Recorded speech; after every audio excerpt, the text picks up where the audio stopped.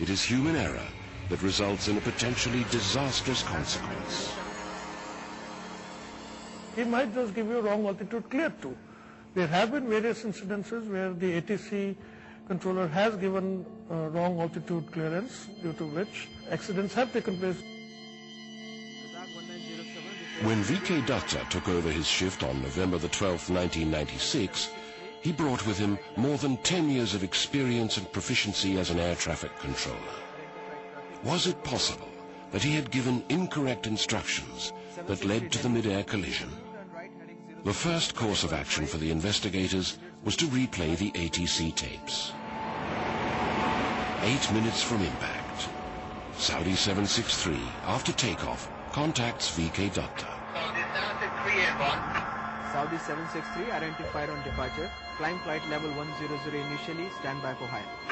Initially flight level 100, stand by for higher, Saudi 763. He asks them to climb to flight level 100 or 10,000 feet. Kazakh 1907 is close to 23,000 feet. 6 minutes from impact, Kazakh 1907 at 23,000 feet contacts him. Kazakhstan 1907. Roger, Kazakh 1907, descend to flight level 150, report reaching. Descend in 150, copy reaching Kazakhstan 1907. VK Datta clears descent to flight level 150 or 15,000 feet. Saudi 763 is close to 10,000 feet. 4 minutes from impact, Saudi 763, now at 10,000 feet, contacts him for further ascent. Roger, climb flight level 140. Further climb 140, Saudi 763. VK Datta clears ascent to flight level 140, 14,000 feet. Kazakh 1907 is now at 15,000 feet. 1.5 minutes from impact, Saudi 763 asks VK Datta for further instructions. Approaching 140 for higher. Roger, maintain flight level 140, stand by for higher. Saudi 763 will maintain 140. He asks them to maintain 14,000 feet till further notice. Kazakh 1907 is at 15,000 feet. Two aircraft are in the same airspace on opposite headings. Saudi 763 is at 14,000 feet. Kazakh 1907 is at 15,000 feet. 1,000 feet separates them. That's safe enough, according to ICAO, the International Civil Aviation Organization. But shouldn't VK Datta warn them of each other? He does. 1 minute from impact, VK Datta warns Kazakh 1907 Saudi Boeing 747 of Saudi 763 at 14,000 feet, 8 miles in front of them. But he does not warn the Saudi aircraft. The requirement doesn't say that, but should not take it for granted when two blips are merging that they are vertically separated. Ensure they are vertically separated by repeat messages. But the fact remains that VK Datta was a silent spectator to the mid-air collision. 1907, report position. He had told the aircraft to stay at separate altitudes. 1907, report position. He was assuming that they would pass each other safely. They had 1,000 feet between them. Because he was thinking probably they were merging and going to reappear in both the sides, and waiting for giving a further descent clearance to the incoming aircraft and climb clearance to the Saudi outgoing. It was evident that one of the aircraft, or both the aircraft, had breached its assigned flight level. By how much? And why?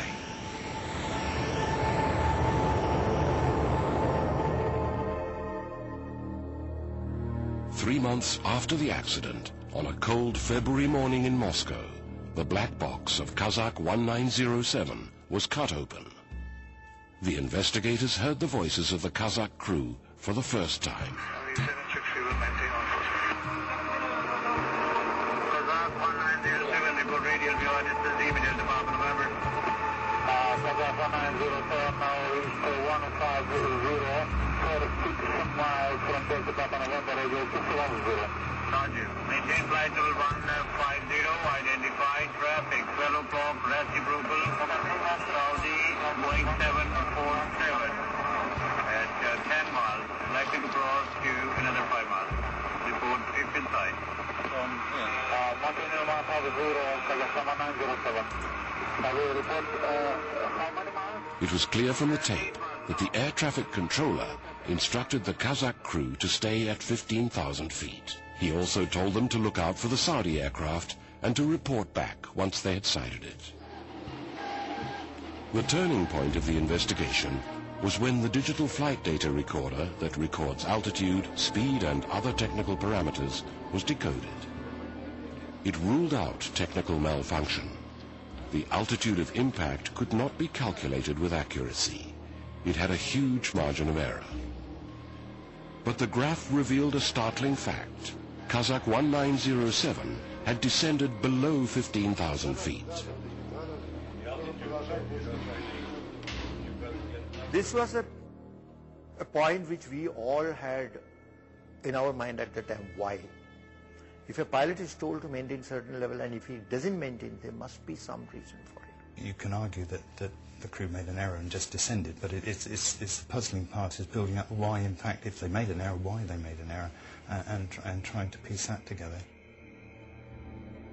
The possible answer to that question lay with the sole eyewitness to the mid-air collision, Captain Timothy J. Place of the United States Air Force. He was flying into New Delhi Airport at the same time.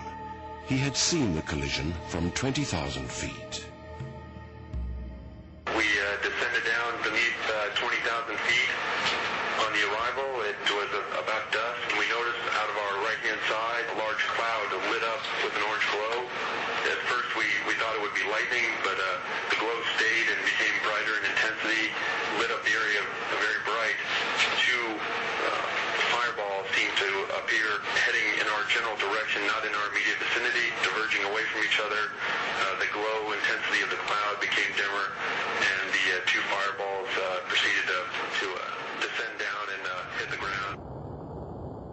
Could the cloudy weather be a major factor? The world's worst mid-air collision is shrouded in mystery.